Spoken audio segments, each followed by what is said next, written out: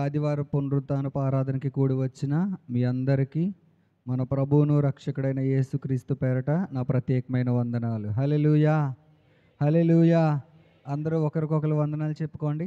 మీ పక్క వారికి వందనాలు చెప్పండి. సంతోషం. ప్రకటన గ్రంథం సంఘాల గురించి మనం ధ్యానం చేస్తున్నాం కదా. ప్రకటన గ్రంథము 3వ అధ్యాయము 14 నుంచి 22 వచనాలు నేను చదువుతాను, చూడండి. ప్రకటన గ్రంథం 3వ అధ్యాయము 14 నుంచి నేను చదువుతున్నాను, చూడండి. లవొదీకియాలో ఉన్న సంఘపు దూతకు ఇలాగు వ్రాయుము: ఆమెన్ అనువాడును, నమ్మకమైన సత్యసాక్షియు, దేవుని సృష్టికి ఆదియునైన వాడు చెప్పు సంగతులు ఏమనగా, నీ క్రియలను నేను ఎరుగుదును. నీవు చల్లగానైనను వెచ్చగానైనను లేవు. నీవు చల్లగానైనను వెచ్చగానైనను ఉండిన మేలు. నీవు వెచ్చగానైనను చల్లగానైనను ఉండక నులువెచ్చనగా ఉన్నావు గనుక నేను నిన్ను నా నోట నుండి ఉమ్మువేయను ఉద్దేశించుచున్నాను. నీవు దౌర్భాగ్యుడవు, దిక్కుమాలిన వాడవు, దరిద్రుడవును, గుడ్డివాడును, దిగంబరునై ఉన్నావని ఎరుగక నేను ధనవంతుడను, ధనవృద్ధి చేసి ఉన్నాను, నాకేమీయూ కొదవలేదని చెప్పుకొనుచున్నావు.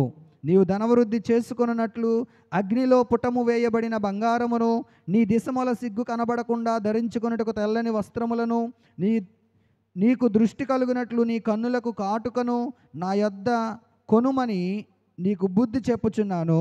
నేను ప్రేమించు వారిని అందరినీ గద్దించి శిక్షించుచున్నాను గనుక నీవు ఆసక్తి కలిగి మారు మనస్సు పొందుము. ఇదిగో నేను తలుపు నొద్ద నిల్చుండి తట్టుచున్నాను. ఎవడైనను నా స్వరము విని తలుపు తీసిన ఎడల నేను అతని యొద్దకును వచ్చి అతనితో నేనును నాతో కూడా అతడును భోజనము చేయుదుము. నేను జయించి నా తండ్రితో కూడా ఆయన సింహాసనమందు కూర్చుండి ఉన్న ప్రకారము జయించు వానిని నాతో కూడా నా సింహాసనమందు కూర్చుండనిచ్చేదను. సంఘములతో ఆత్మ చెప్పుచున్న మాట చెవుగలవాడు వినుగాక. ఆమేన్. హల్లెలూయా, హల్లెలూయా. ప్రియులారా, ఇక్కడ మనం ఆలోచన చేస్తే గనక గడిచిన వారాల్లో ఆ ముందు సంఘాల గురించి మనము విన్నాం కదా. అయితే ఈరోజు మనం ఆలోచన చేసినట్లయితే ఈ లవొదీకయలో ఉన్న సంఘపు దూతకు ఎలాగో వ్రాయుము: ఆమెన్ అనువాడు నమ్మకమైన సత్యసాక్షియు, దేవుని సృష్టియు ఆదినైన వాడు చెప్పు సంగతులు ఏమనగా, నీ క్రియలను నేను ఎరుగుదును. ఈ లవొదీకయ సంఘంతో ప్రభు చెప్తున్న మాట ఏంటంటే, ఓ లవొదీకయ సంఘమా, నీ క్రియలు నేను ఎరుగుదును. నీవు భక్తి విషయంలో ఎలాగున్నావో, నీ ప్రార్థనా జీవితంలో నువ్వు ఎలాగున్నావో, నీ క్రియలన్నిటినీ నేను ఎరుగుదును. చాలాసార్లు మనం ఏమనుకుంటామంటే, క్రైస్తవులుగా మనకున్న అలవాటు, మనకున్న ఆలోచన ఏంటంటే, నేను సంఘానికి వెళ్ళినప్పుడు మాత్రం మంచిగా రెడీ అయ్యి వెళ్తే సరిపోద్ది. నేను సేవకుని ఎదుట ఉన్నప్పుడు, సేవకులు నన్ను చూసినప్పుడు, ఆదివారం నేను మందిరానికి వెళ్ళినప్పుడు, శుక్రవారం లేకపోతే ఎప్పుడైనా ఉపవాస కూటాలకు నేను వెళ్ళినప్పుడు నేను మంచిగా సేవకులకి కనబడితే సరిపోతుంది అని మనం అనుకుంటాం చాలాసార్లు. ప్రియులారా, ఆలోచన చేయండి.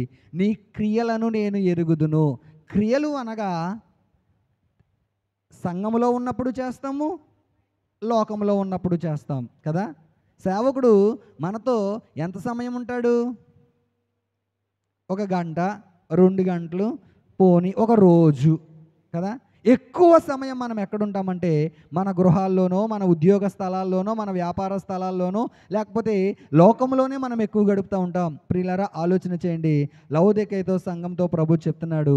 ఏమంటున్నాడంటే, నీ క్రియలను నేను ఎరుగుదును. నీవు వెచ్చగానైనను చల్లగానైనను లేవు. ఎలాగున్నామంట? నులివెచ్చని స్థితిలో మనం ఉన్నాం. సంఘంలో ఉన్న మనము ఎలాగుండాలి అంటే నులివెచ్చని స్థితిలో మనం ఉండకూడదు. ఈరోజు చాలామంది భక్తి ఏమైపోతుందంటే నులివెచ్చని స్థితి. అటు చల్లగా ఉండట్లేదు, అటు లోకాన్ని వదలలేకపోతున్నాం, లోకంలో ఉన్న వాటిని వదలలేకపోతున్నాం, లోకంలో ఉన్న మనుషుల్ని వదలలేకపోతున్నాం, లోకంలో ఉన్న స్నేహాలని వదలలేకపోతున్నాం, లోకంలో ఉన్న వేటిని మనం వదలలేకపోతున్నాం. ఇంకొక వైపు ఎవరు కావాలి మనకి? మన కష్టం వచ్చినప్పుడు, మనకి వేదనలో ఉన్నప్పుడు, రోగం వచ్చినప్పుడు మరి మనకు ఎవరు కావాలి?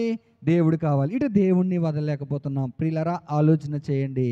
దేవుని వాక్యం అంటుంది, నువ్వు నులివెచ్చగా ఉంటే, ప్రియమైన సంగమా, నువ్వు నులివెచ్చగా ఉంటే గనక దేవుడు ఏమంటున్నాడు తెలుసా? ఏమంటున్నాడు? నా నోట నుండి వచ్చి ఉమ్ము వేయను ఉద్దేశించుచున్నాను అంటున్నాడు దేవుడు. ఎంత భయంకరమైన మాట ఈ మాట! ప్రేమతో చెప్తున్నాడా దేవుడు ఈ మాట? కోపంతో, రోషంతో దేవుడు చెప్తున్న మాట ఏంటి తెలుసా? నా నోట నుండి వచ్చే ఉమ్ము వేయ ఉద్దేశించున్నాను. మరి దేవుని దగ్గర నుంచి అలాంటి విధానంలో మనం వెళ్లకుండా ఉండాలి అంటే, దేవుడు మనల్ని ప్రేమించాలి అంటే, దేవుడు మనల్ని రక్షించాలి అంటే, దేవుడు మన జీవితంలో కార్యము చెయ్యాలి అంటే మనం ఏం చేయాలో తెలుసా? వెచ్చగానైనా ఉండాలి, చల్లగానైనా ఉండాలి. ఉంటే పూర్తిగా లోకంలోనే ఉండు, ఉంటే పూర్తిగా లోకస్తులతోనే గడుపు నీ జీవితాన్ని, ఉంటే పూర్తిగా లోకములో కలిసిపో. లేదు అంటే నువ్వు దేవుని సన్నిధికి వచ్చిన నీవు ప్రభువుకు నీ జీవితాన్ని అప్పగించు. పూర్తిగా నీ శేష జీవితం అంతా, ఎన్ని సంవత్సరాలైంది నువ్వు ప్రభు సన్నిధికి వచ్చి ప్రభువులోకి రాకముందు ఎన్ని సంవత్సరాలు నువ్వు లోకంలో గడిపావు? అదంతా వ్యర్థమైపోయింది కదా. ఇప్పుడు నువ్వు ప్రభు సన్నిధికి వచ్చిన నేటి నుండి మిగతా నీ శేష జీవితం అంతా నువ్వు ఎవరి కోసం గడపాలి అంటే ప్రభు కోసం వెచ్చించే వ్యక్తిగా మనం ఉండాలి. హల్లెలూయా! ఎవరి కోసం వెచ్చించాలి?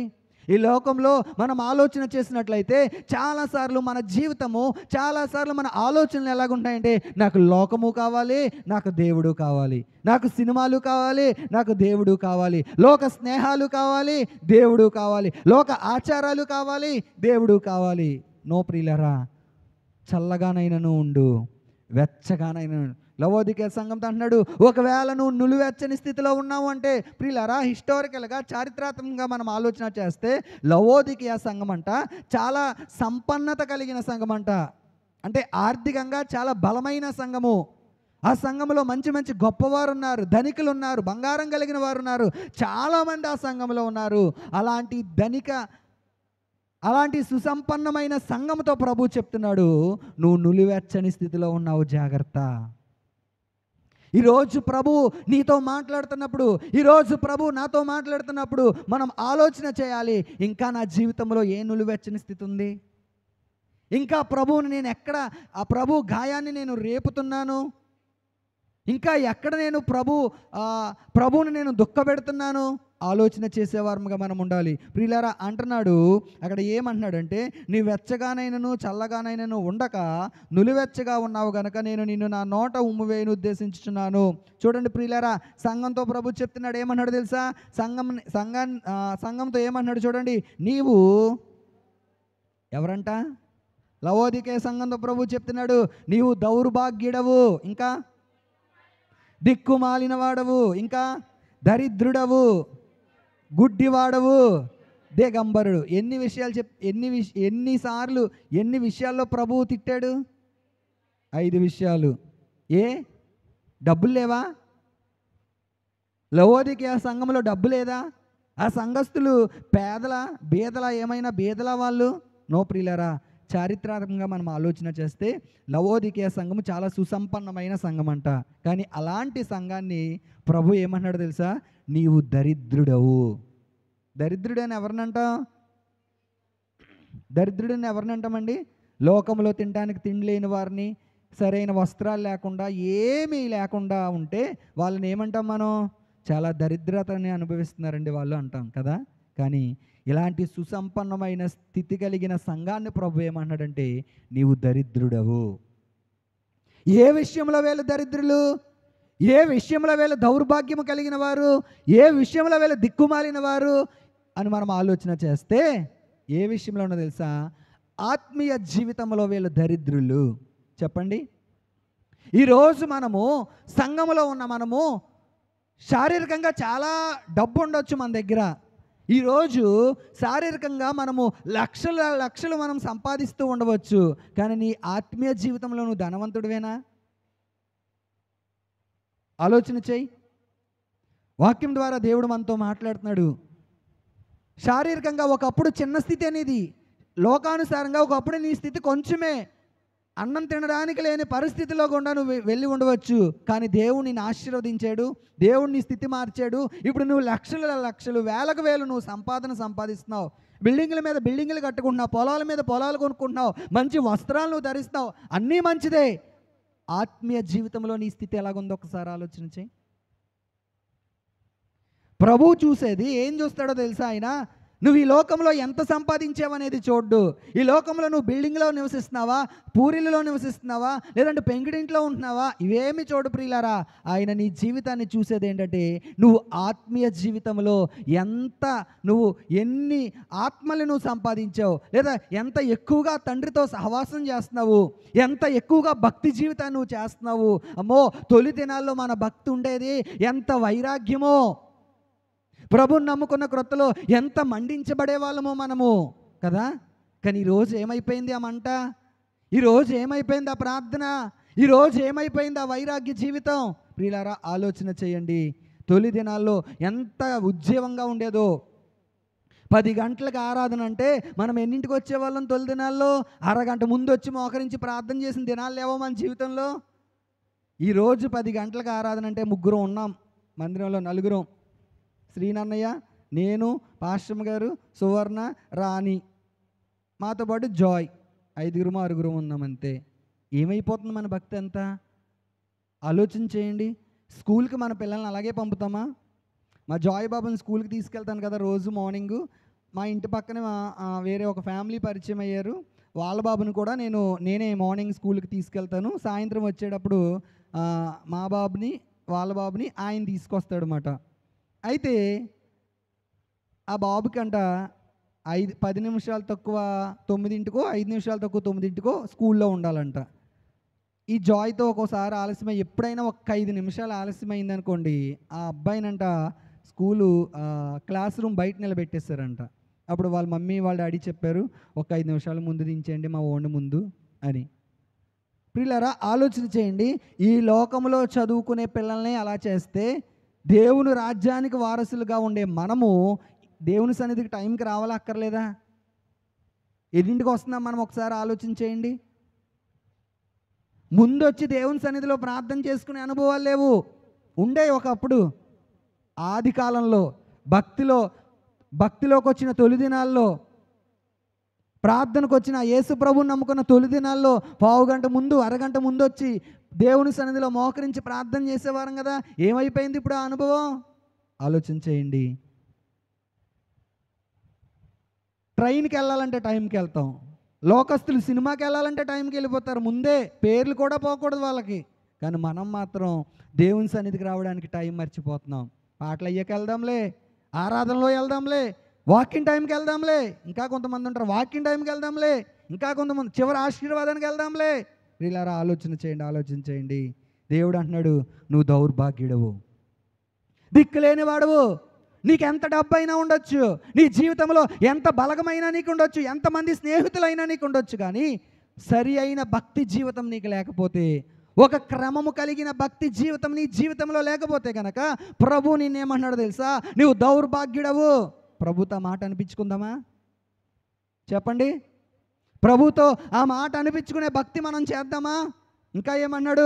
దిక్కుమాలిన వాడవు, దరిద్రుడవు, గ్రుడ్డివాడవు, దిగంబరుడవు. తిడుతున్నాడు ప్రభు, మనల్ని తిడుతున్నాడు. సరి చేసుకోవాలి. మండే క్రైస్తవులుగా మనం ఉండాలి. ఈ మార్గంలో ప్రభు వెళ్తున్నప్పుడు, లేఖనాల ద్వారా వాళ్ళతో మాట్లాడుతున్నప్పుడు వారి హృదయాలు ఏమైనాయి అంట? చూడండి, లూకాసు వార్త 24వ అధ్యాయము 32వ వచనాన్ని మనం చదివితే, అప్పుడు వారు ఆయన త్రోవలో మనతో మాట్లాడుచు లేఖనములను మనకు బోధించుచుండగా మన హృదయము మనలో మండుచుండలేదా అని ఒకరితో ఒకరు చెప్పుకుంటున్నారంట. ప్రియులారా, ఈరోజు ఒకరితో ఒకరు ఏం చెప్పుకుంటున్నారు? సంఘంలో ఎవరు ఎలా ఉంటున్నారో చెప్పుకుంటున్నారు కదా. ఈరోజు ఒకరితో ఒకళ్ళు ఏం చెప్పుకుంటున్నారు? సేవకుడు ఇలా చేశాడండి, అలా చేశాడండి, లేకపోతే నా తోటి విశ్వాసం ఇలా చేసిందండి, అలా చేసిందండి, లేకపోతే సంఘంలో వాళ్ళు ఈ కొనుక్కున్నారండి, అవి కొనుక్కున్నారండి. ఇలాంటి విషయాల కోసం ఈరోజు విశ్వాసులు మాట్లాడుకుంటున్నారు. కానీ ఒకరితో ఒకరు లేఖనములు మాట్లాడుకోవాలి.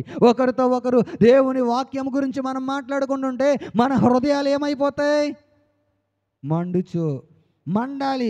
ఈరోజు క్రైస్తవులు ఎలాగ ఉండాలంటే మండే క్రైస్తవులుగా మనం ఉండాలి. ఎలాగ ఉండాలి? ఈరోజు చల్లారిపోయిన క్రైస్తవులుగా మనం ఉంటున్నాం. ఎలా ఉంటున్నాం? చల్లారిపోయిన క్రైస్తవులు ఎలాగుంటారు?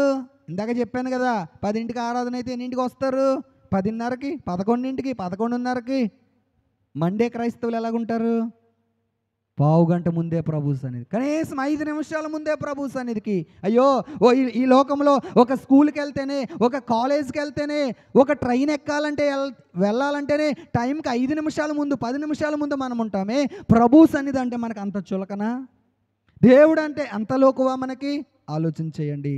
దేవునితో చెలగాటం మనం ఆడేవారంగా మనం ఉండకూడదు. దేవుని వాక్యం అంటది మండే క్రైస్తవులుగా మనం ఉండాలి. మోషే దేవునితో సహవాసం చేస్తున్నాడంట.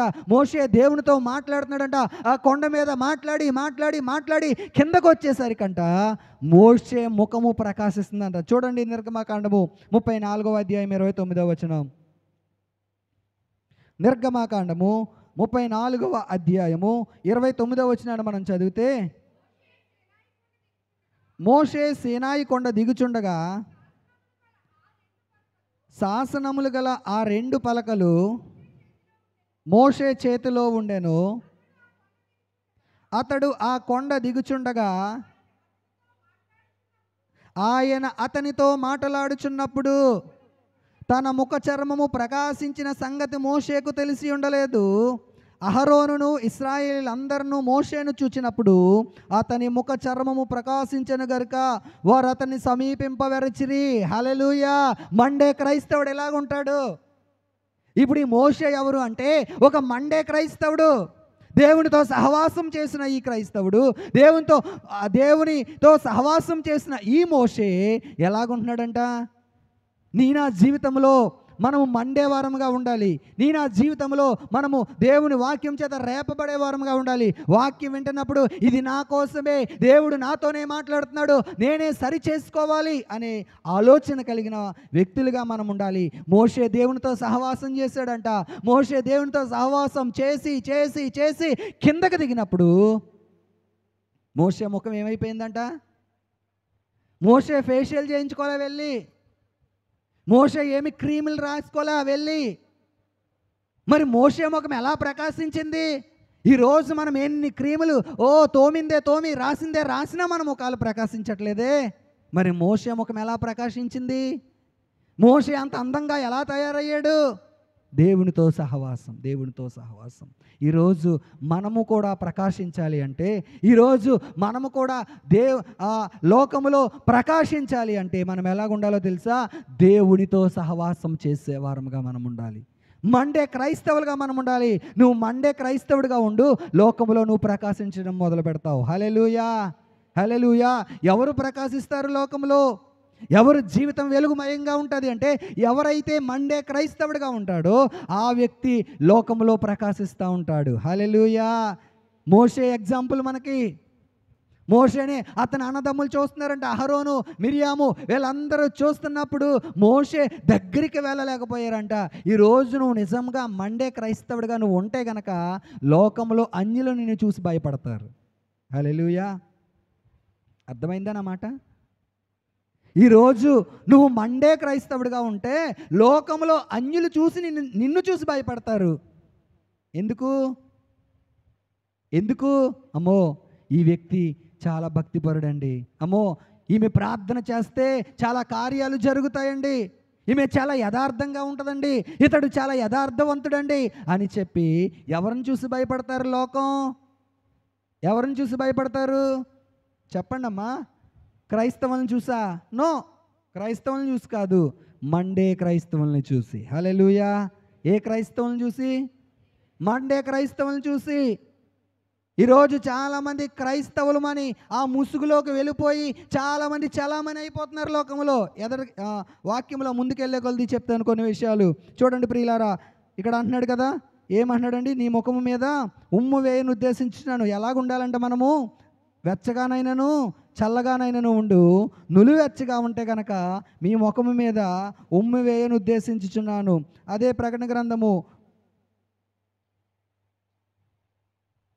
3వ అధ్యాయం మనం చదివితే,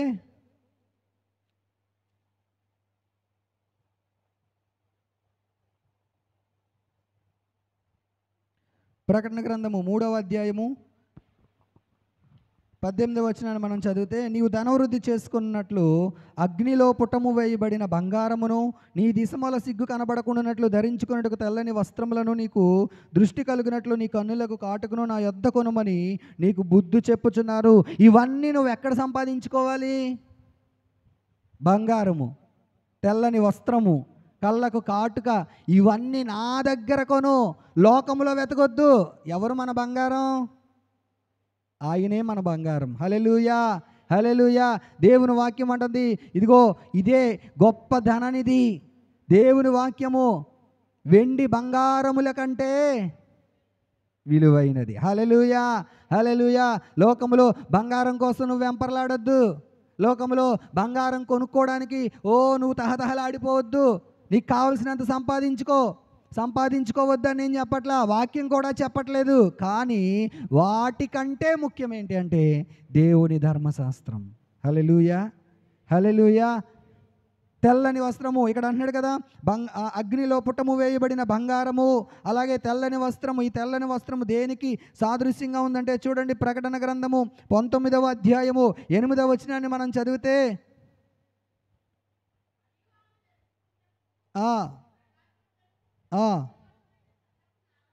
సన్నపు నారబట్టయు అవి పరిశుద్ధుల నీతి క్రియలు. ఈ తెల్లని వస్త్రాలు దేనికి సాదృశ్యంగా ఉన్నాయి? పరిశుద్ధుల నీతి క్రియలు. ఎక్కడ మనం నీతి క్రియలు సంపాదించుకుంటామంటే దేవుని వాక్యాన్ని విన్నప్పుడు, ఆయన పాదముల దగ్గర కూర్చుండి మనం నేర్చుకున్నప్పుడు నీతి క్రియలను మనం సంపాదించుకుంటాం. హల్లెలూయా. 3వది అంటున్నాడు, ఏమంటున్నాడండి? కళ్ళకు కాటుక. కొన్ని తర్జుమాల్లో ఏమని ఉంటుందంటే, కళ్ళకు కాటుక అని అంటే ఆ లవోదికేయ సంఘంలోనంట కళ్ళలో వేసే తైలాన్ని అమ్మేవారంట. లవోదికేయాల సంఘంలో ఏమి అమ్మేవారు? కళ్ళలో వేసే తైలము. కొన్ని తర్జుమాల్లో ఏముందంటే తైలము అని ఉంది. చాలామంది కళ్ళలో వేసే, కళ్ళకి కాటుకొని ఉంది కదండి, మేము కూడా కాటుక పెట్టుకుంటామంటే దేవుని వాక్యానుసారంగా కళ్ళకి కాటుక పెట్టుకోకూడదు. దేవుని వాక్యంలో ఉంది, కాటుకతో నీ కళ్ళను పెద్దవి చేసుకొనకూడదు. లేవికాండంలో అంటాడు, సంఖ్యాకాండంలో అంటాడు, కళ్ళతో నీ కాటుకతో నీ కళ్ళను పెద్దవి చేసుకోకూడదు. పచ్చాబొట్లు మీ దేహం మీద పొడిపించుకోకూడదు. చాలామంది యవనస్తులకి ఇది ఒక ఫ్యాషన్ అయిపోయింది. నువ్వు నిజంగా దేవుని ఎరుగక ముందు కనుక ఒకవేళ నువ్వు అలా చేస్తుంటే దేవుడు నిన్ను క్షమిస్తాడు. ప్రభుని తెలిసి, వాక్యం తెలిసి నువ్వు కనుక ఒకవేళ పచ్చాబొట్లు కనుక నువ్వు పొడిపించుకున్నావా, శాపం, జాగ్రత్త. చాలాసార్లు ప్రియులారా ఇది ఒక ఫ్యాషన్.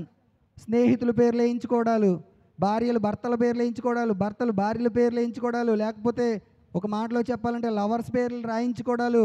అసలు పచ్చబొట్టు మన దేహం మీద వేయించుకోకూడదు. ఈ దేహం ఎవరిది? దేవునిది. అసలు దీనికి హోలు పెట్టడమే పాపం.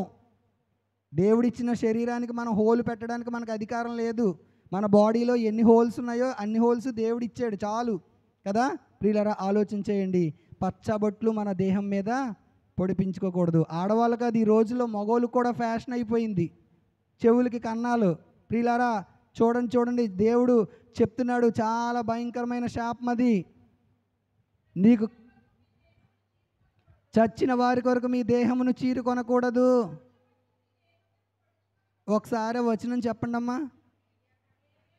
లేవియాకాండం 19వ అధ్యాయం 28వ వచనం, పచ్చబొట్లు మీ దేహమునకు పొడుచు. క్లియర్గా, ఎంత క్లియర్గా ఉంటే ఇది స్టైల్ అండి, ఇది ఫ్యాషన్ అండి. అబ్బో నీ ఫ్యాషన్లో ఆలోచన చేయండి.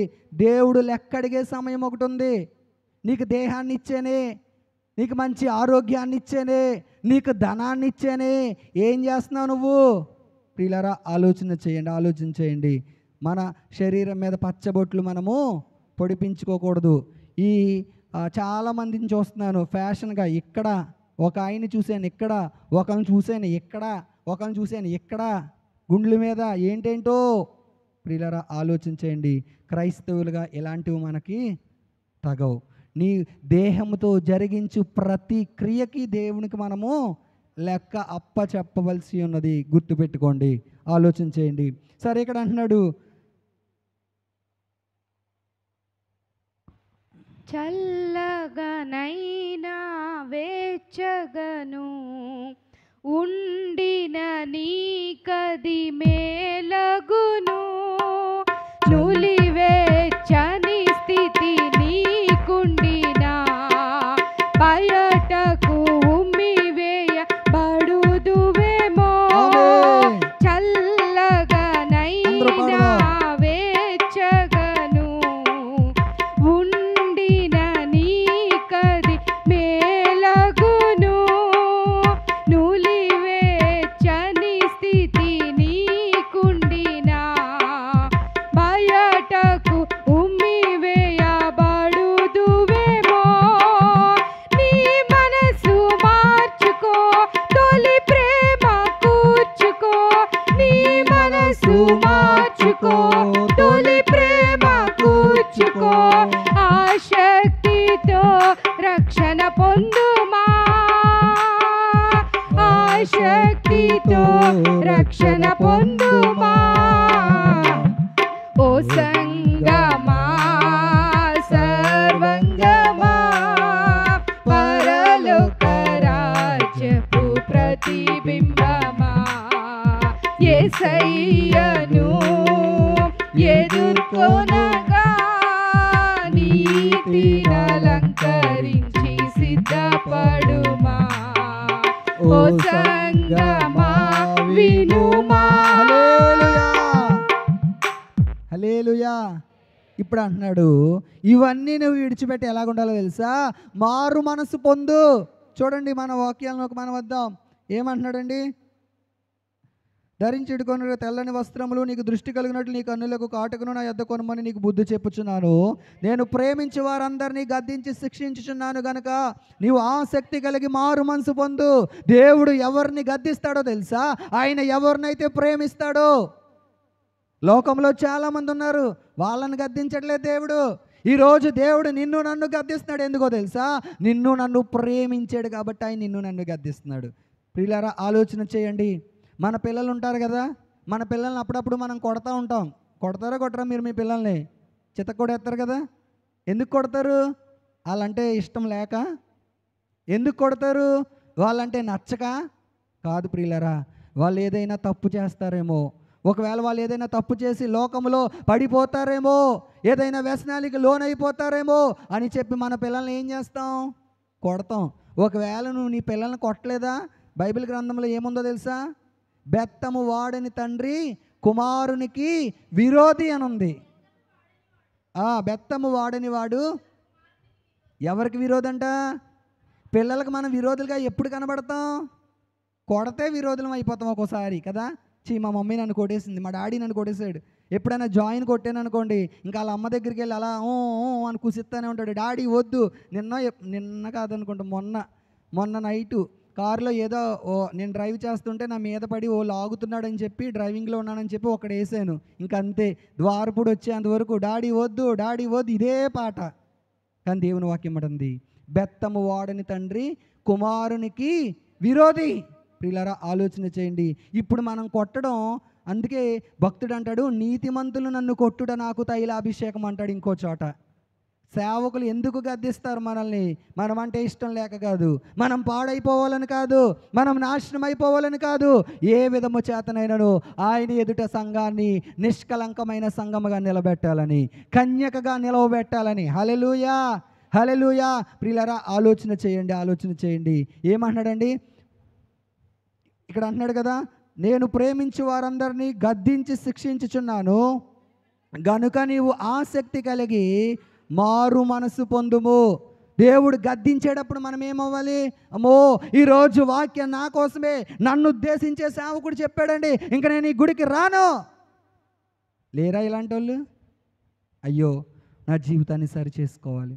అయ్యో, దేవుడు ఈరోజు వాక్యం ద్వారా నన్ను గద్దిస్తున్నప్పుడు, ఈరోజు వాక్యం ద్వారా నాతో ప్రభువు మాట్లాడుతున్నప్పుడు నేను సరిచేయబడాలి అనే మనస్సు కలిగి మారు మనసు పొందమంటున్నాడు దేవుడు. ఒకవేళ నువ్వు మారు మనసు పొందితే దేవుడు నీ జీవితంలో ఒక గొప్ప కార్యం చేయడానికి ఆయన ఇష్టపడుతున్నాడు. హల్లెలూయా, హల్లెలూయా. చూడండి, సామెతల గ్రంథము 3వ అధ్యాయము 12వ వచనాన్ని మనం చదివితే, యెహోవా తాను ప్రేమించు వారిని గద్దించును. ఏం చేస్తాడంట? తండ్రి ఎలాగైతే తనకిష్టమైన కుమారుల్ని గద్దించి శిక్షిస్తాడో అదే విధముగా తాను ప్రేమించు వారందరినీ దేవుడు ఏం చేస్తున్నాడంట? గద్దిస్తున్నాడు, శిక్షిస్తున్నాడు. కొన్నిసార్లు కొడతాడు ఆయన నిన్ను. వాక్యమైన కర్రతో, వాక్యమైన సుత్తితో నిన్ను ఏం చేస్తాడు? ఆయన కొడతాడు. బంగారం మనందరికీ తెలుసు, అది దాన్ని కంసాలి వాడు ఏం చేస్తాడంటే అగ్నిలో వేసి కాల్చి కాల్చి కాల్చి కాల్చేసి వదిలేడు సుమా. దాన్ని ఏం చేస్తాడో తెలుసా? మరలా తన దగ్గర ఉన్న సుత్తితో ఎలా కావాలంటే అలాగా తనకిష్టమైన రూపం వచ్చే వరకు, తనకిష్టమైన డిజైన్ వచ్చే వరకు ఏం చేస్తాడు? సుత్తితో కొడతా ఉంటాడు. కొట్టినప్పుడు అది అబ్బా నొప్పి, అమ్మా నొప్పి, నాకు వద్దు ఈ దెబ్బలు అని అంటే కనుక మార్కెట్లో దానికి అంత విలువ ఉంటుందా? మార్కెట్లో దానికి అంత విలువ ఉంటుందా? ఉండదు. దానికి మార్కెట్లో విలువ రావాలి అంటే కనుక అది ఆ పుటములో వేయబడినప్పుడు, ఆ కొలిమిలో ఉన్నప్పుడు, ఆ కొలిమిలో కాల్చబడినప్పుడు అది ఏమవ్వాలి? ఓర్చుకోవాలి. సుత్తి దెబ్బలు దానికి తగులుతున్నప్పుడు ఏమవ్వాలి? అది ఓర్చుకోవాలి. ప్రియులారా, ఆలోచన చేయండి. నువ్వు లోకములో ఒక ధృవతారగా వెలిగించబడాలి అంటే, లోకములో నువ్వు ప్రకాశించబడాలి అంటే, నువ్వు లోకములో ప్రకాశించాలి అంటే కనుక నువ్వేం చేయాలో తెలుసా? దేవుని సన్నిధిలో వాక్యం అనే దెబ్బని నీకు తగలాలి. దేవుని సన్నిధిలో వాక్యమైన అగ్ని నిన్ను కాల్చాలి. దేవుని సన్నిధిలో వాక్యమైన సుత్తి దెబ్బలు నీకు తగిలినప్పుడు నువ్వు లోకములో ఒక ధృవతారగా వెలిగించబడతావు. హల్లెలూయా. ఎలా వెలిగించబడతావు నువ్వు లోకంలో? ఒక ధృవతారగా. అనేక మందిని నువ్వు ప్రభు వైపుకి ఆకర్షించే వ్యక్తిగా నువ్వు ఎలాగా వెలిగించబడతావో తెలుసా? వాక్యం అనే ఈ సుత్తి దెబ్బలు నువ్వు తగులుతున్నప్పుడు. దేవుని వాక్యం అంటుంది, మారు మనసు పొందు. లవోదికయ సంఘంతో ప్రభు ఏమంటున్నాడు? మారు మనసు పొందు. మారు మనసు పొందకపోతే కనుక ఈరోజు ఎవరు మారు మనసు పొందాలి అంటే, సంఘంలో ఉన్నవారు మొట్టమొదటి మారు మనసు పొందాలి. ఎవరు మారు మనసు పొందాలి? ఒకప్పుడు అనుకునేవాళ్ళం మారు మనసు పొందడం అంటే లోకంలో ఉన్న వాళ్ళు పొందాలేమో అనుకునేవాళ్ళం. అది ఓకే. కానీ ఈరోజు ముఖ్యంగా మారు మనసు పొందవలసింది ఎవరో తెలుసా? సంఘంలో విశ్వాసిగా పిలువబడుతున్న నీవు నేను మారు మనసు పొందాలి. అనేక మార్లు మనం ఏమనుకుంటున్నామంటే, ఎప్పుడు వినే వాక్యమే కదా, ఎప్పుడు చెప్పే వాక్యమే కదా అని చెప్పి కొన్నిసార్లు వాక్యాన్ని పక్కన పెట్టి మరలా లోకంలో పడిపోతూ ఉంటున్నాం. అవునా కదా? ప్రియులారా, ఆలోచన చేయండి.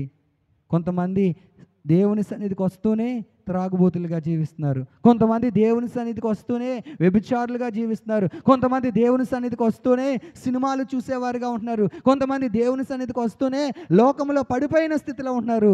ప్రభు అంటున్నాడు లవోదికయ సంఘంతో, నీవు మారు మనసు పొందాలి. ఈరోజు నా జీవితాల్లో ప్రతిరోజు మనము మారు మనసు పొందిన అనుభవాల్లో మనం నడిపించబడాలి. ఒక్కసారి కాదు మారు మనసు పొందడం అంటే, ప్రతిరోజు మనం మారు మనసు అనుభవాల్లోకి మనం నడిపించబడాలి. చూడండి, నెహెమ్యా గ్రంథము 9వ అధ్యాయము 35వ వచనాన్ని మనం చదివితే,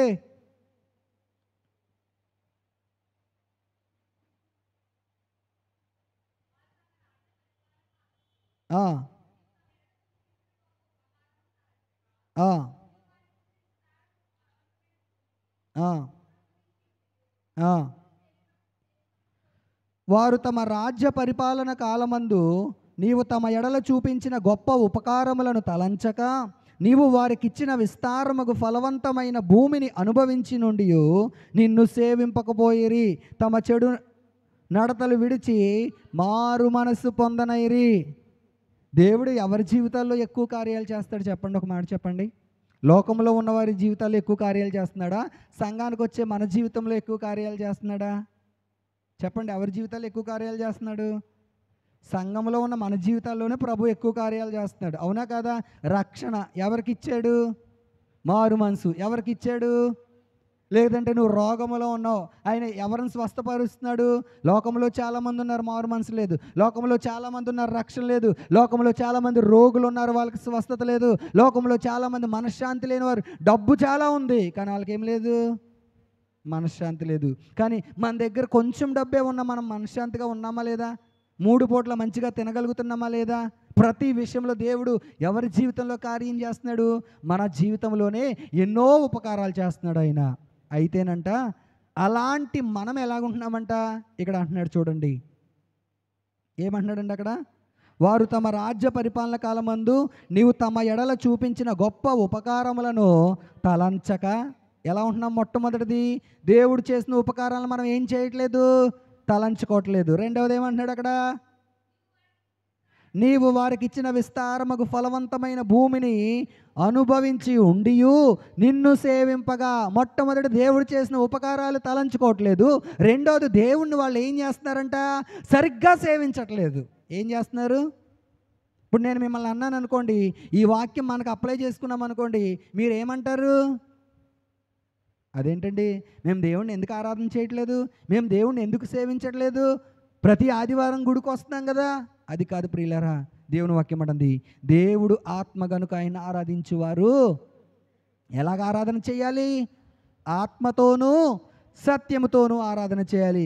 మనము నిజముగా పూర్ణ హృదయంతో, ఇందాక ఆరాధనలో ప్రభువా నిన్నే ప్రేమిస్తానయ్యా, ప్రభువా నా ప్రాణం ఉన్నంత వరకు, నేను మట్టిలో చేరిపోయే వరకు నేను నిన్నే ఆరాధిస్తానయ్యా, పాటల వరకే మనం పరిమితం అయిపోతున్నాం. కానీ నిజముగా నీ హృదయంతో నువ్వు ప్రభుతో మాట చెప్పగలవా? నిజంగా నీ హృదయాంతరంగాల నుంచి ప్రభుతో మాట చెప్పగలవా? ఒకవేళ చనిపోయే పరిస్థితి నీకు ప్రభు గురించి ఏదైనా నీకు ఎదురైతే నువ్వు నిజంగా నీ ప్రాణాన్ని ప్రభు కొరకు ఇవ్వగలవా? ఆలోచించేయి. ఇక్కడ అంటున్నారు, ప్రభు చేసిన ఉపకారాలను తలంచట్లేదంట, ప్రభువుని సరిగ్గా సేవించట్లేదంట. ఇంకా ఏమంటున్నారండి? తమ చెడు నడతలు విడిచి మారు మనస్సు పొందరైరి. ఎవరెళ్ళు? అన్యులు కాదు, ప్రభుని ఎరిగిన వారే, ప్రభు ఉపకారాలు అనుభవించిన వారే, ప్రభు మేలులు అనుభవించిన వారే ప్రభు ఉపకారాలను తలంచట్లేదంట, ప్రభువుని సరిగ్గా సేవించలేకపోతున్నారంట. మారు మనసు పొంది వారి చెడు నడతలను విడిచిపెట్టట్లేదు. ఈరోజు దేవుని సన్నిధిలో ఉన్న నీవు నేను మారు మనసు పొందిన వారముగా మనం ఉండాలి. హల్లెలూయా. ప్రతి దినము మనం మారు మనసు పొందాలి. ప్రతి దినము మనల్ని మనం నూతనపరుచుకోవాలి. ప్రతి దినము మనల్ని మనం శుద్ధి చేసుకోవాలి. ప్రతి దినము మనల్ని మనము దేవుని ఆత్మతో నింపబడే వారముగా మనం ఉండాలి. హల్లెలూయా, హల్లెలూయా. చూడండి ప్రియులారా, ఎలాగ మనం మారు మనసు అంటే, చూడండి అంటున్నాడు కదా, మారు మనసు పొందేమనే విషయం ఎలా తెలుస్తుంది అంటే, మనలోంచి ఏం రావాలి? మారు మనసుకు తగిన ఫలాలు రావాలి. మత్తయి సువార్త 3వ అధ్యాయం 7వ వచనాన్ని మనం చదివితే అక్కడ అంటాడు కదా, మారు మనసుకు తగిన ఫలాలు మీరు ఫలించండి. హల్లెలూయా, హల్లెలూయా. ఇంకా అంటున్నాడు, మారు మనసు పొందిన మనము బాప్తిసం తీసుకునే వారముగా ఉండాలి. ఈరోజు బాప్తిసం లేని వారు ఎంతమంది ఉన్నారు? ఎవరన్నా ఉన్నారు ఇక్కడ? ఇంకా బాప్తిసం లేకుండా చేతులు ఎత్తిన బాప్తిసం లేనివారు సిద్ధపడాలి. ప్రభు రాకడ అతి సమీపంలో ఉంది. ఇంకా మీరు లోకము స్నేహాలు, లేదంటే లోకంలో ఉన్న ఎంజాయ్మెంట్లని లోకంలో తిరగడం కాదు. దేవుని సన్నిధిలో మాకు బాప్తిసం కావాలి. మొట్టమొదటి మీరు మారు మనసు అనుభవాల్లోకి మీరు నడిపించబడాలి. రెండవది బాప్తిస అనుభవంలోకి మీరు నడిపించబడాలి. చూడండి ప్రియులారా, బాప్తిసాలు ఎన్ని చూద్దామా ఒక మాట? చూడండి, మార్కు సువార్త 1వ అధ్యాయం 4వ వచనాన్ని మనం చదివితే, బాప్తిసమిచ్చి యోహాను అరణ్యములో ఉండి పాప క్షమాపణ నిమిత్తము మారు మనసు విషయమైన మారు మనసు ప్రకటించుచూ వచ్చెను.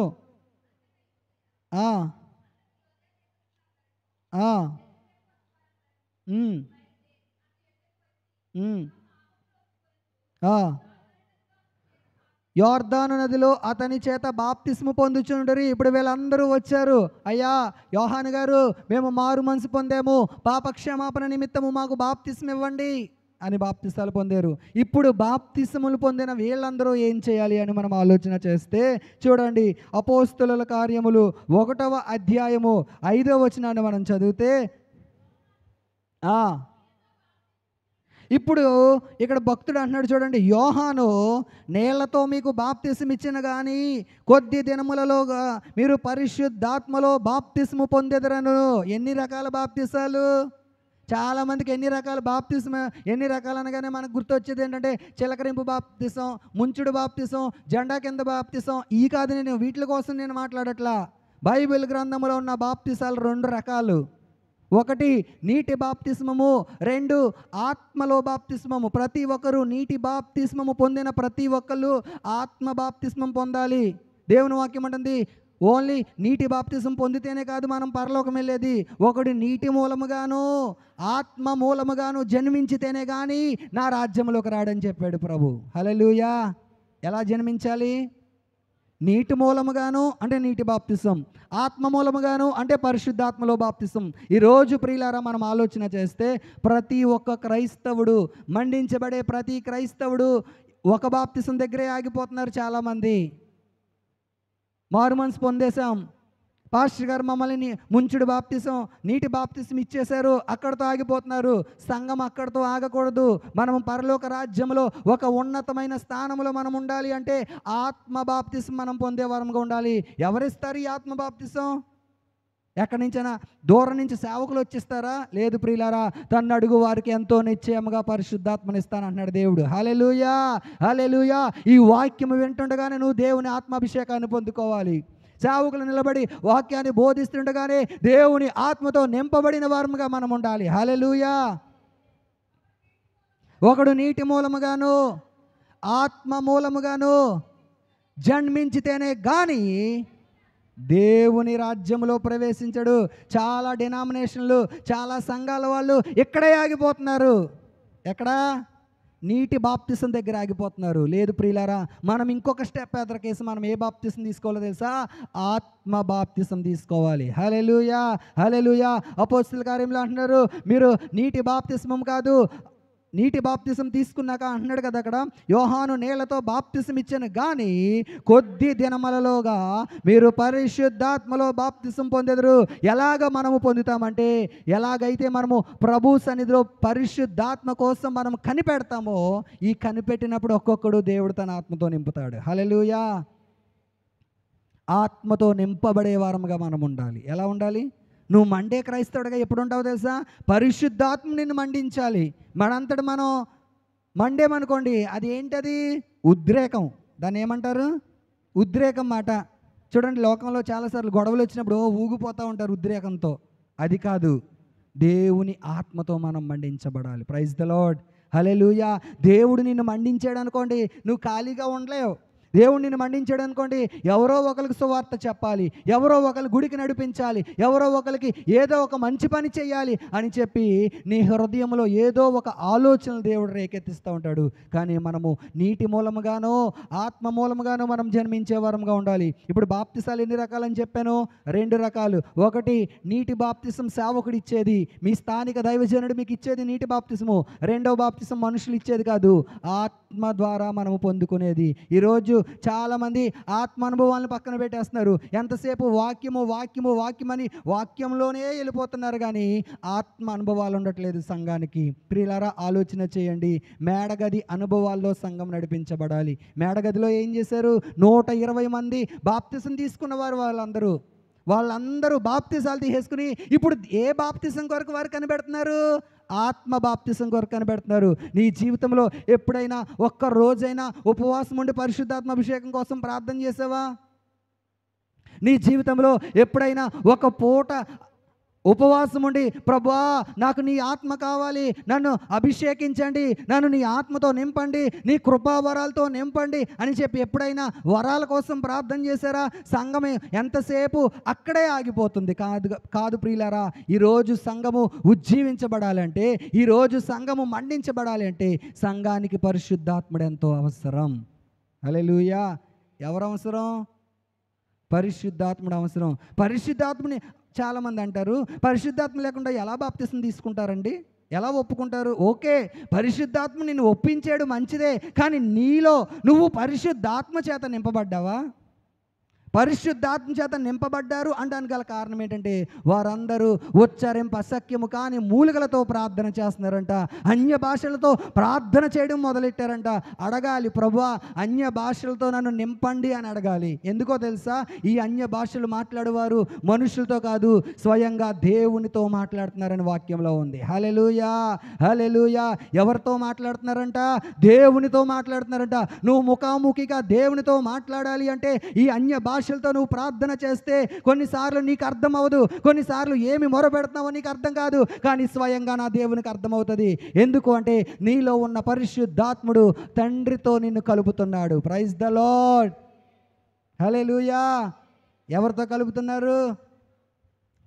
తండ్రితో నిన్ను కలుపుతున్నారు. లోకంలో చాలా చాలా రకాల దుర్బోధలు వచ్చేసినాయి. చాలా రకాల దుర్బోధలు వచ్చినాయి. ఏ బోధ పడితే ఆ బోధను మనం వినకూడదు. ఏ వ్యక్తి అయితే పరిశుద్ధాత్మతో నింపబడి బోధిస్తాడో ఆ బోధ మాత్రమే మనం వినాలి. ఏ బోధ వినాలి? ఆత్మ అనుభవాలు లేని బోధలు మనం వినకూడదు. పరిశుద్ధాత్మతో నింపబడిన సేవకులు లోకంలో చాలామంది ఉన్నారు. ఆ బోధలు మనం వినకూడదు. పరిశుద్ధాత్మతో నింపబడిన సేవకుడు బోధ మాత్రమే మనం వినాలి. ఆది అపోస్తుల ఉపదేశ క్రమంలోనే మనం నడిపించబడాలి. హల్లెలూయా, హల్లెలూయా. ప్రియులారా, ఆలోచన చేయండి. మారు మనసుకు తగిన ఫలాలు మనము ఫలించాలి. చూడండి, హెబ్రీయులకి రాసిన పత్రిక 6వ అధ్యాయము, హెబ్రీయులకి రాసిన పత్రిక 6వ అధ్యాయం 2వ వచనాన్ని మనం చదివితే, 1 నుంచి చదవండి. కాబట్టి నిర్జీవ క్రియలను విడిచి మారు మనసు పొందుటయు, దేవుని యందలి విశ్వాసమును, బాప్తిస్మములను గూర్చిన బోధయు, హస్త నిక్షేపణయు, మృతుల పునరుత్థానమును, నిత్యమైన తీర్పును అను పునాది మరలా వేయక, క్రీస్తును గూర్చిన మూలోపదేశము మాని సంపూర్ణ మగుటకు సాగిపోదము. చాలా క్లియర్గా రాశాడు ఇక్కడ. సంఘము, ప్రియులారా ఆలోచన చేయండి, సంఘం అనేది ఎప్పుడు కూడా దేనిలోకి సాగిపోవాలి? సంపూర్ణతలోకి సాగిపోవాలి. ఇలా చూడాలి, సంఘము దేనిలోకి సాగిపోవాలి? సంపూర్ణతలోకి సాగిపోవాలి. సంఘము సంపూర్ణతలోకి సాగిపోవాలి అంటే అసలు మూలోపదేశం ఏంటో మనకు తెలియాలి. అర్థమవుతుందా ప్రియులారా? ఇప్పుడు ఈ మూలోపదేశంలో మన జీవితాన్ని మనం కట్టుకున్నాక, అంటే ప్రియులారా నా మాట జాగ్రత్తగా అర్థం చేసుకోండి. మీరు ఒక డాక్టర్ అవ్వాలి, మీ పిల్లలు డాక్టర్ అవ్వాలి, డైరెక్ట్గా ఎంబీబీఎస్లో జాయిన్ చేసేస్తారా తీసుకెళ్ళి? ఎందుకు జాయిన్ చేయరు? మీకు డాక్టర్ అవ్వాలని ఉంది కదా, ఎంబీబీఎస్ సీట్ ఇప్పించండి మీ పిల్లలకి. జిఎస్ఎల్ కాలేజ్కి వెళ్ళి ఎంబీబీఎస్ సీట్ ఇవ్వండి మాకు అని అడగండి, వాళ్ళు ఇస్తారా? ఏమంటారు? బాబు మీ అబ్బాయిని ముందు ఎల్కేజీలో వేయి, ఎల్కేజీ అయిపోయాక యూకేజీ కదా, నెక్స్ట్ ఇప్పుడు ఈ కేజీలు ఉన్నాయో లేదో నాకు తెలియదు, అన్ని PP1లో PP2లో రకరకాలుగా మారిపోయినాయి కదా. ఇవన్నీ అయిపోయాక 6th 7th 8th 9th 10th ఇంటర్లో మరలా టెస్ట్ రాసి, ఇవన్నీ అంటే ఈ మూలోపదేశాలు ఏంటంటే ఇవి. ముందు నీకు ఏం తెలియాలి అంటే మారు మనసు అంటే ఏంటో తెలియాలి. రెండవది నీకు ఏం తెలియాలంటే దేవుని యందలి విశ్వాసం అంటే ఏంటో తెలియాలి. మూడవది నీకు ఏం తెలియాలంటే బాప్తిస్మములు. అక్కడ ఏమన్నాడు చూడండి, బాప్తిస్మము అనలేదు, బహువచనం ఆడాడు. బాప్తిస్మములను గూర్చిన బోధయు. చెప్పాను కదా బాప్తిసాలు ఎన్ని రకాలని చెప్పాను. బాప్తిస్మములు గూర్చిన బోధయు. ఇంకా ఏమంటున్నాడు? హస్త నిక్షేపణయు. ఇలాంటివన్నీ కూడా నీకు తెలియాలి. ముందు నీకు ఇవన్నీ తెలిసాక అప్పుడు సంఘము సంపూర్ణతలోకి నడిపించబడుతుంది. ఇవేమీ తెలియకుండా, నువ్వు పరిశుద్ధాత్మ అభిషేకం పొందకుండా, దేవుని ఆత్మతో నింపబడకుండా, నువ్వు భాషల్లో ప్రార్థన చేయకుండా, దేవుని ఆత్మతో నింపబడకుండా నేను సంపూర్ణతలోకి వెళ్ళిపోతానని అంటే నువ్వు దేవుడు ఎక్కడ చేర్చుకుంటాడు సంపూర్ణతలోకి? ఎలా ఉందంటే అది నేను 1వ తరగతి 2వ తరగతి 10వ తరగతి ఇంటర్ ఏం చదవకుండా నేను డాక్టర్ని అయిపోతాను అన్నట్టు ఉంది. ప్రియులారా ఆలోచన చేయండి. ఈ అనుభవాల్లో సంఘము నేర్చుకుంటూ వెళ్ళి అప్పుడు ఆఖరిగా ప్రభు మనల్ని సంపూర్ణతలోకి ప్రభు మనల్ని నడిపిస్తాడు. హల్లెలూయా, హల్లెలూయా. ప్రియులారా ఆలోచన చేయండి. ఈరోజు మనం ఆలోచన చేస్తే సంఘము మారు మనసు పొందాలి, సంఘము లోతైన అనుభవాల్లోకి నడిపించబడాలి, సంఘము నానాటికి బలాభివృద్ధిని పొందాలి. దేవుని వాక్యం రండి, మన మూలవాక్యానికి మనం వద్దాం. ప్రకటన గ్రంథం 3వ అధ్యాయము 20వ వచనాన్ని మనం చదివితే, ఇదిగో నేను తలుపు వద్ద నిల్చుండి తట్టుచున్నాను, ఎవడైనను నా స్వరము విని తలుపు తీసిన ఎడల నేను అతని యొద్దకు వచ్చి అతనితో నేనును నాతో కూడా అతడును భోజనము చేయను. ఇప్పుడు మారు మనసు పొందిన నీతో ప్రభువు మాట్లాడుతున్నప్పుడు నువ్వేం చేయాలో తెలుసా? ప్రభు స్వరాన్ని వినే వ్యక్తిగా నువ్వు ఉండాలి. హల్లెలూయా. ఎవరితో ప్రభువు మాట్లాడతాడు? ఎవరితో ప్రభువు మాట్లాడతాడంటే ఏ వ్యక్తి అయితే మారు మనసు పొంది ప్రభువా నాతో మాట్లాడండి అని ప్రార్థన చేస్తాడో ఆ వ్యక్తితో ప్రభువు మాట్లాడతాడు. ఇప్పుడు ప్రభువు మాట్లాడినప్పుడంట నువ్వేం చేయాలి అంటే ఆయన స్వరాన్ని వినే వ్యక్తిగా నువ్వు ఉండాలి. హల్లెలూయా. బైబిల్ గ్రంథంలో మనకు ఒక సేవకుడు తెలుసు. ఆ సేవకుడిని ప్రభువు పిలుస్తున్నాడు. ఏమంటున్నాడు? బాబు సమూయేలు, నన్నేనా నన్నేనా పిలిచారు? నన్ను కాదేమోలే, వెళ్ళిపోతున్నాడు. మరలా ప్రభు అన్నాడు, బాబు సమూయేలు, ఏంటి నన్నే పిలిచినట్టుంది, నన్ను కాదేమోలే, వెళ్ళిపోతున్నాడు. మరలా వినిపిస్తుంది స్వరము, బాబు సమూయేలు. ఈసారి మాత్రం వెళ్ళలేదు. ఈసారి సేవకుడి దగ్గరికి వచ్చారు. అయ్యా, అయ్యగారు, నన్ను ఏమన్నా మీరు పిలిచారా?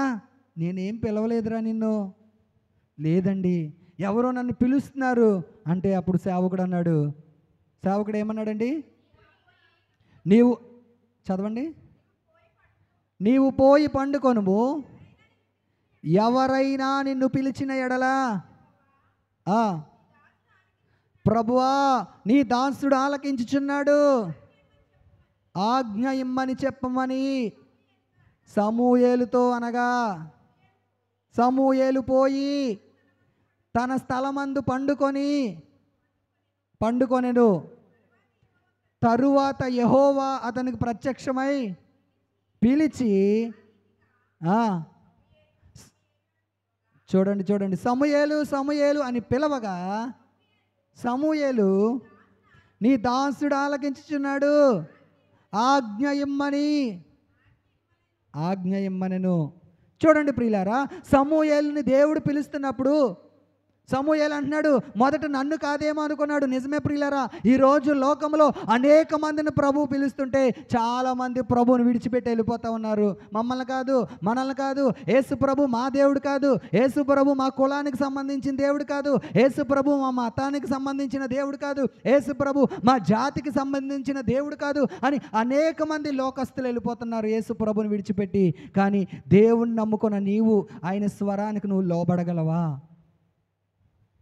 అనేక మార్లు దేవుని స్వరం ద్వారా నీతో మాట్లాడుతున్నప్పుడు, దైవజనుల ద్వారా నీతో మాట్లాడుతున్నప్పుడు, వాక్యము ద్వారా దేవుడు నీతో మాట్లాడుతున్నప్పుడు దేవుని మాటకు నువ్వు విధేయత చూపించగలవా? ఆలోచన చేయి. సమూయేలు అంటున్నాడు, మొదట నన్ను కాదేమో అనుకున్నాడు, రెండవసారి నన్ను కాదేమో అనుకున్నాడు, మూడవసారి తన సేవకుని వెళ్ళి అడుగుతున్నాడు, అయ్యా మీరేమన్నా నన్ను పిలిచారా అంటే సేవకుడు అంటున్నాడు, అయ్యా బాబు నేను నిన్ను పిలవలేదు, ఒకవేళ ఈసారి నీకు వినబడితే ప్రభువా నీ దాసుడు ఆలకించుచున్నాడు, సెలవివ్వండి అని చెప్పు, ప్రభు నీతో మాట్లాడతాడు. అబ్బాబ్బా, సేవకుడు మాట ఎంత తూచా తప్పకుండా పాటించాడు సమూయేలు. అదే మనమైతే ఏమంటాం? నేను అనలేనండి, నిద్ర వస్తుందండి, నాకు నిద్ర వస్తుందండి, ఈ రాత్రి నిద్ర మానుకుని ప్రార్థనకు రావడం అవసరమా?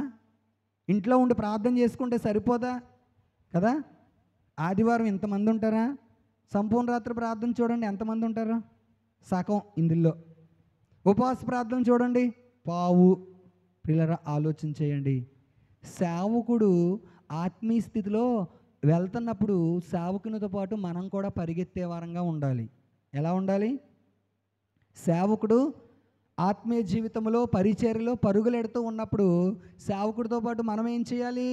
మనము కూడా పరిగెత్తాలి. మనం చెయ్యి దిల్చేసుకుని అక్కడే ఉండిపోయామనుకోండి, వాళ్ళు అలా వెళ్ళిపోతారు, మనం అక్కడే ఉండిపోతాం. కానీ ఇప్పుడు సమూయేలు అంటున్నాడు, ప్రభువా, మళ్ళీ సమూయేలుకి స్వరం వినబడుతుంది, బాబు సమూయేల్ అన్నప్పుడు ప్రభువా నీ దాసుడు ఆలకించున్నాడు. ఎప్పుడైతే సమూయేలు నీ దాసుడు ఆలకిస్తున్నాడు సెలవివ్వు అని సమూయేలు రెస్పాండ్ అయ్యాడో, దేవుడికి కరెక్ట్గా రెస్పాండ్ అయ్యాడు సమూయేలు. ఈరోజు నీవు నేను దేవునికి కరెక్ట్గా రెస్పాండ్ అవ్వగలుగుతున్నామా? వాక్యాన్ని ఈ చెవి నుంచి వింటాం, ఈ చెవి నుంచి విడిచిపెడతాం, ఈ చెవి నుంచి వింటాం, ఈ చెవి నుంచి విడిచిపెడతాం. కానీ సమూయేలుతో దేవుడు సమూయేలుతో మాట్లాడడానికి గల కారణం ఏంటంటే సమూయేలు కరెక్ట్గా రెస్పాండ్ అయ్యాడు దేవుడికి. ఈరోజు నీవు నేను కరెక్ట్గా రెస్పాండ్ అయ్యే వారంగా ఉండాలి. ఎవరికి రెస్పాండ్ అవుతామంటే మనము అనవసరమైన వాటికి మనం రెస్పాండ్ అవుతూ ఉంటాం, కావలసిన వాటిని మాత్రం మనం దూరం చేసుకుంటూ ఉంటాం.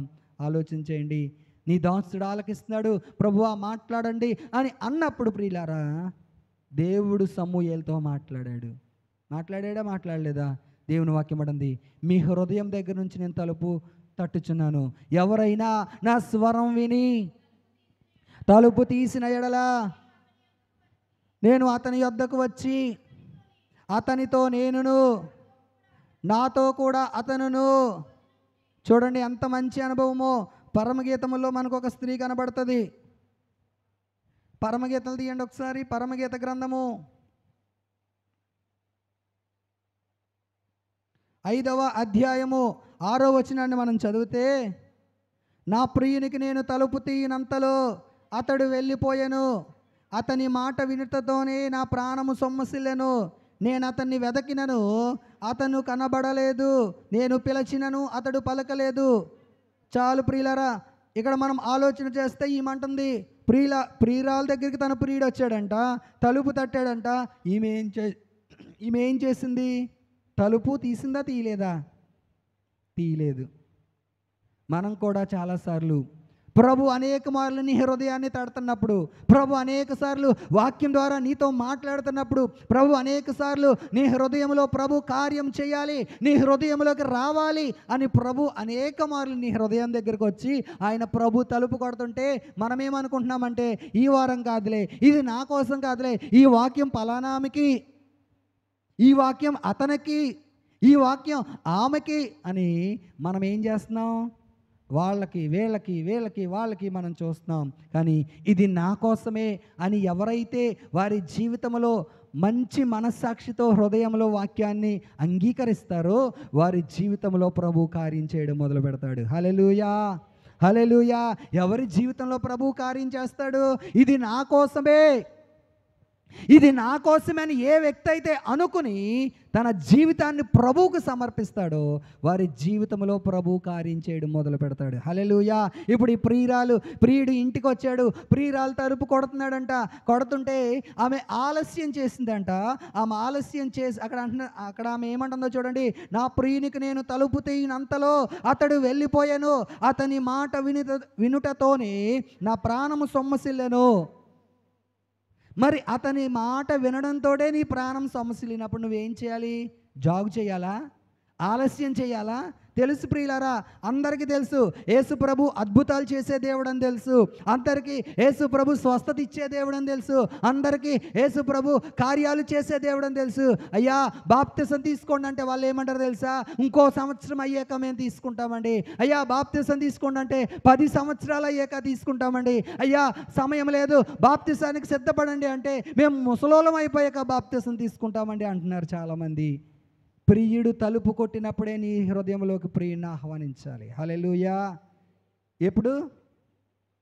ప్రియుడు తలుపు కొట్టినప్పుడే. యేసు ప్రభు గొప్ప దేవుడని నీకు తెలిసినప్పుడే నువ్వు మారు మనసు పొందాలి. యేసు ప్రభు మహాత్యము కలిగిన దేవుడు, ఆయన సృష్టికర్త, ఆయన వంటి దేవుడి లోకంలో ఎవ్వరూ లేరు అని నీకు తెలిసినప్పుడే నీ జీవితంలో నీ హృదయంలో ఎవరికి స్థానం ఇవ్వాలి? ప్రభువుకి స్థానం ఇవ్వాలి. ప్రభువుకు స్థానం. ఒక యవ్వనస్తుడిగా ఒకవేళ నువ్వు బాప్తిసానికి ఇంకా ఆలస్యం చేస్తూ ఉంటే, యవ్వనస్తుడిగా ఇంకా ఒకవేళ నువ్వు వృద్ధాప్యంలో ఉన్న వ్యక్తివైనా సరే, మధ్య వయసులో ఉన్న వ్యక్తివైనా సరే, బాప్తిసానికి ఇంకా నువ్వు ఆలస్యం చేస్తూ ఉంటే కనుక సమయం లేదు ప్రియులారా. ఇప్పుడే ఇదే మిక్కిలి అనుకూల సమయం, ఇదే రక్షణ దినమని దేవుని వాక్యం ఉంది. ఎప్పుడు ప్రభు వస్తాడో తెలీదు, మనం ఎప్పుడు పోతామో తెలీదు. ఈ మధ్యకాలంలోనే నేను జాయ్ బాబుని స్కూల్కి తీసుకెళ్తూ ఉంటే అదే సందులో నాకు ఒక ఫ్లెక్సీ కనిపించింది. జనమున్న ఏంటి అని ఆలోచన చేసి ఆ ఫ్లెక్సీ వైపు చూస్తే 15 సంవత్సరాలు 20 సంవత్సరాల లోపు ఉంటాడు ఆ బాబు, శ్రద్ధాంజలి అని చెప్పి బోర్డు పెట్టారు. నేను ఇంటికి వచ్చి సువర్ణత అన్నాను, చాలా భయంకరంగా ఉన్నాయి, అసలు చిన్న చిన్న పిల్లలు చనిపోతున్నారే. ప్రియులరా ఆలోచన చేయండి. మన పిల్లల కోసం నేను ఒక విషయం చెప్తున్నాను. మన తల్లిదండ్రులుగా మన పిల్లల కోసం మనము ప్రతిరోజు ప్రభు సన్నిధిలో ప్రార్థన చేయాలి. ప్రభువా, నా పిల్లల అర్ధాయుష్తో నీ సన్నిధికి రాకూడదు ప్రభువా, దీర్ఘాయుష్మంతులుగా వారిని మీరు చెయ్యండి.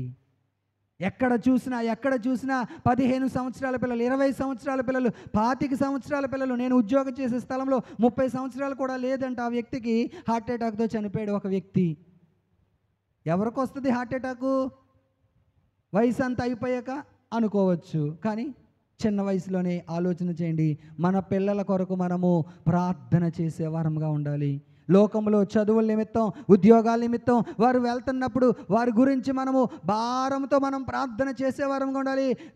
లోకంలో సాతాను ఎప్పుడు ఎవరిని మృంగుతానా అని గర్జించు సింహము వలె వాడు తిరుగుతున్నప్పుడు మనం ఏం చేయాలి అంటే, వాడి నోటిలో మనము, మన పిల్లలు, మన కుటుంబస్తులు ఎవ్వరూ పడిపోకుండా ప్రతి దినము మనము దేవుని సన్నిధిలో ప్రార్థన చేసేవారముగా మనం ఉండాలి. హల్లెలూయా, హల్లెలూయా. ఆలోచించేయండి ప్రియులరా. కాబట్టి యవ్వనస్తులు, ఇంకా బాప్తిసం లేని యవ్వనస్తులు కానీ, బాప్తిసం లేని ఎవరైనా మధ్య వయసులో ఉన్నవారు, వృద్ధాప్యంలో ఉన్నవారు, ఇంకా మాకు చాలా సమయం ఉందలే అని మీరు అనుకుంటే సమయం లేదు. ఎప్పుడు మనం చనిపోతామో అసలు ఎవ్వరికీ తెలియని పరిస్థితిలో ఈరోజు ఎలాగున్నామో, నెక్స్ట్ గంట తర్వాత ఏ న్యూస్ వింటామో మనకు అర్థం కాని భయంకరమైన పరిస్థితుల్లో మనం నడిపించబడుతున్నాం. కాబట్టి ప్రతి ఒక్కళ్ళు కూడా, ఇంకా బాప్తిసం లేని వారు ఎవ్వరూ మన సంఘంలో ఉండడానికి వీలేదు. ప్రతి ఒక్కరూ మారు మనసు నిమిత్తము, పాపక్షమాపణ నిమిత్తము నీటి బాప్తిసం తీసుకునే వారముగా ఉండాలి. నీటి బాప్తిసం తీసుకున్న ప్రతి ఒక్కరు ఆత్మలో బాప్తిసం పొందే వారముగా మనం ఉండాలి అన్నాడు. ఎవరైనా నా స్వరము విని తలుపు తీసిన ఎడల ఏమన్నాడండి? నేను వానిలోనికి వచ్చి వారితో నేను, నాతో వారు కలిసి భోజనము చేస్తాడు. దేవుని స్వరానికి నీ హృదయంలో స్థానం ఇచ్చి నువ్వు విని నువ్వు తలుపు తీస్తే నా ప్రభు అన్నాడు, ఇప్పుడే నేను నీలోనికి వస్తానంటున్నాడు. డబ్బులు ఇవి నేను నీలోకి వస్తానన్నట్లా, నీ దగ్గర ఉన్న బంగారం అంతా నాకు ఇచ్చేయి, నిలువు దోపిడీ ఇచ్చే నేను నీలోకి వస్తానన్నట్లేదు. ఆయన స్వరం విని నీ హృదయంలో స్థానం ఇస్తే చాలు, ఆయన నీ హృదయంలోకి రావాలని ఆశపడుతున్నాడు. ప్రియులారా, ఆలోచించండి. ఆఖరిగా ఒక వచనాన్ని నేను చూపిస్తాను చూడండి. ప్రకటన గ్రంథము 3వ అధ్యాయము 21వ వచనాన్ని మనం చదివితే, నేను జయించి నా తండ్రితో కూడా ఆయన సింహాసనం అందు కూర్చుండి ఉన్న ప్రకారము జయించువాని నాతో కూడా నా సింహాసనం అందు కూర్చుండనిచ్చేదనని చెప్పాను. కూర్చుండనిచ్చేదను. హల్లెలూయా. ఆఖరి మాట ఏమంటాడు తెలుసా? ఎవరైతే జయిస్తారో, ఎవరు జయిస్తారంటే ఎవరైతే ఆయన స్వరం విని వారి జీవితాల్లోకి ప్రభువుని ఆహ్వానిస్తారో వారు మాత్రమే లోకాన్ని జయిస్తారు. ఇప్పుడు ఈ లోకాన్ని జయించిన మనల్ని ప్రభు ఏమన్నాడు తెలుసా? వదిలేస్తాను అని అనట్లేదు. ఆయన ఏమన్నాడు తెలుసా? ఎక్కడికి తీసుకెళ్తాడంట? నాతో కూడా నా సింహాసనం మీద నేను మిమ్మల్ని కూర్చోండనిస్తాను, నా తండ్రి రాజ్యంలోకి నేను మిమ్మల్ని తీసుకెళ్తాను అన్నాడు. ప్రియులారా, ఆలోచన చేయండి. మనందరము కూడా జయించే వారముగా ఉండాలి. ఏమి జయించాలి? లోకాన్ని జయించాలి, పాపాన్ని జయించాలి, లోకములో ఉన్న వాటిని జయించాలి, సమస్తాన్ని మనం జయించాలి. మనంతట మనం ఏది కూడా మనము జయించలేము. ఎప్పుడు మనం జయించగలమంటే ప్రతి ఒక్కరూ దేవుని ఆత్మను పొందుకున్నప్పుడు మాత్రమే, పరిశుద్ధాత్మతో నింపబడినప్పుడు మాత్రమే మనం లోకాన్ని జయించగలుగుతాం. దేవుని ఆత్మతో నింపబడి లోకాన్ని జయించి మన జయవీరుడైన జయశీలుడైన యేసయ్య రాజ్యములో మనము యుగ యుగాలు ఉందుముగాక. హల్లెలూయా, హల్లెలూయా. ఇప్పుడు జయించిన నిన్ను ఆయన పరలోక రాజ్యంలో తండ్రి కుడి పార్శ్వములో దేవుడు మనల్ని కూర్చుండబెట్టి అక్కడ ఒక సింహాసనం ఇచ్చి దేవుడు మనల్ని ఏం చేస్తాడో తెలుసా? ఎవరికి తెలియని ఒక క్రొత్త పేరుతో నిన్ను పిలుస్తాడంట. హల్లెలూయా. ఒక వాక్యం నేను చూపిస్తాను చూడండి. ప్రకటన గ్రంథము 2వ అధ్యాయము 17వ వచనాన్ని మనం చదివితే,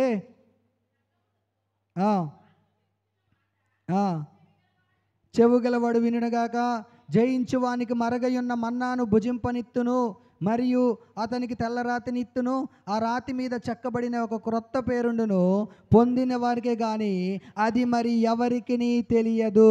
హల్లెలూయా, హల్లెలూయా. నువ్వు పరలోక రాజ్యం వెళ్ళాక ప్రభువు నీకు ఒక క్రొత్త పేరు పెడతాడంట. ఈ భూమి మీద ఈ పేరు కాదు, రాము, సువర్ణ, జాయ్ ఇలాంటి పేర్లు కాదు ప్రభు పెట్టేది. ఒక క్రొత్త పేరు నీకు ప్రభు పెట్టబోతున్నాడు. హల్లెలూయా, హల్లెలూయా. ఎక్కడా? పరలోక రాజ్యంలో.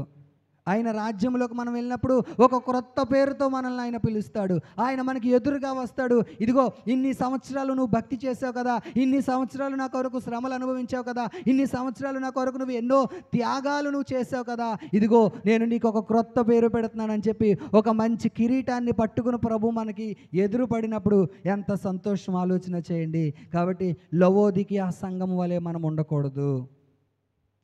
తిడుతున్నాడు ఆ సంఘాన్ని, నులువెచ్చని స్థితిలో ఉందంట ఆ సంఘము. అలాంటి స్థితిలో మనం ఉండకూడదు. ఉంటే చల్లగానైనా ఉండు, లేదంటే వెచ్చగానైనా ఉండు, మారు మనసు పొందు అని ప్రభువు చెప్తున్నాడు. కాబట్టి నులువెచ్చని స్థితిలోంచి మంచి స్థితిలోకి మనం వచ్చి మారు మనసు పొంది, అలాగే ఆయన స్వరము విని ఆయనతో కూడా మనం జయించిన వారమై ఆయన రాజ్యములో మనము యుగయుగాలు తరతరాలు మనము ఏలుదుముగాక. ఈ కొద్ది మాటలు ప్రభు మన వినికిలో దీవించునుగాక. ఆమేన్. ఎక్కడి వరకడే మోకరిద్దాం, ఒక క్షణం ప్రార్థనలోకి భవిద్దాం. ప్రతి ఒక్కరము విన్న వాక్యం నిమిత్తం ప్రతి ఒక్కరము హల్లెలూయా హల్లెలూయా హల్లెలూయా హల్లెలూయా హల్లెలూయా. ప్రతి ఒక్కరూ మోకాల మీదకి రావాలి. ప్రతి ఒక్కరూ మోకాల మీదకి రావాలి. అయ్యా నీకు స్తోత్రం స్తోత్రం స్తోత్రం స్తోత్రం స్తోత్రం స్తోత్రం స్తోత్రం. పరిశుద్ధుడా నీకు స్తోత్రం స్తోత్రం. హల్లెలూయా హల్లెలూయా హల్లెలూయా హల్లెలూయా. ప్రతి ఒక్కరూ విన్న వాక్యం నిమిత్తం ఎవ్వరూ ఎక్కడికి వెళ్ళిపోవద్దు. ఒక్క క్షణం ప్రార్థనలో ఏకీభవిద్దాం. హల్లెలూయా హల్లెలూయా హల్లెలూయా హల్లెలూయా హల్లెలూయా. జయించిన వారితో కలసి నీ సింహాసనమునే చేరగా, జయించిన వారితో కలసి నీ సింహాసనమునే చేరగా, ఎవరికి తెలియని ఓ క్రొత్త పేరుతో నిత్య మహిమలో నన్ను పిలిచే ఆ శుభవేళ, ఎవరికి చప్పట్లు కొడుతూ పాడదాం. ఒక క్రొత్త పేరు ప్రభువు నీకు పెట్టాలని ఆశపడుతున్నాడు. ఆ నిత్య మహిమలో ఆ శుభవేళ ఏమౌదునో నేనేమౌదు. అందరూ పాడాలి. ఏమౌదునో నేనేమౌదునో, ఏమౌదునో నేనేమౌదునో, ఏమౌదునో నేనేమౌదునో. ఎవరు సమీపించలేని తేజస్సులో నివసించు నా యేసయ్యా, నీ మహిమను ధరించిన పరిశుద్ధులు నా కంట పడగానే, నీ పరలోక రాజ్యంలోకి మనం వెళ్ళినప్పుడు అనేక మంది పరిశుద్ధులు మన కంట పడగానే ఆమేన్. ఏమవుతుందో ఏమవుదునో నేనేమవుదునో, ఏమవుదునో నేనేమవుదు, ఏమవుదునో ఏమవుదునో నేనేమవుదునో, ఏమవుదునో నేనేమవుదు. ఆరాధన ఆరాధన స్తుతి ఆరాధన ఆమేన్. ఆరాధన స్తుతి ఆరాధన ఆరాధన ఆరాధన శరబలరబ రూబల సికరబల శరబ రూబ బాబా బాబా. అందుకో దేవుని ఆత్మతో నింపబడు నింపబడు నింపబడు. ఏమౌదునో నేనేమౌదు, ఏమౌదునో నేనేమౌదునో. ఎవరు సమీపించలేని తేజస్సులో నివసించు నా యేసయ్యా, ఎవరు సమీపించలేని తేజస్సులో నివసించు నా యేసయ్యా.